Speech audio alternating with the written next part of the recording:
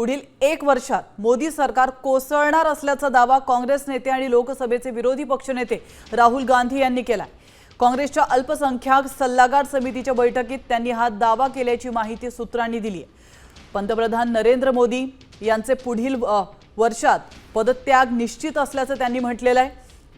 बदलत्या परिस्थितीचा आणि वाढत्या जनअसंतोषाचा भारतीय राजकारणावर परिणाम होईल असंही राहुल गांधी म्हणाले। दरम्यान यावर मुख्यमंत्री देवेंद्र फडणवीस यांनी जोरदार टीका केली आहे। आपण पाहूयात राहुल गांधी नेमकं काय म्हणालेत आणि काय प्रतिक्रिया दिली आहे देवेंद्र फडणवीस यांनी। राहुल गांधी यांनी काँग्रेसच्या बैठकीत दावा केला की केंद्र सरकार पुढच्या 10 महिन्यांमध्ये कोसळेल।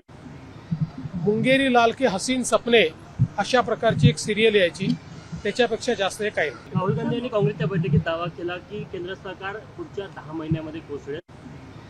मुंगेरी लाल के हसीन सपने अशा प्रकारची एक सिरियल यायची, त्याच्यापेक्षा जास्त हे काही नाही।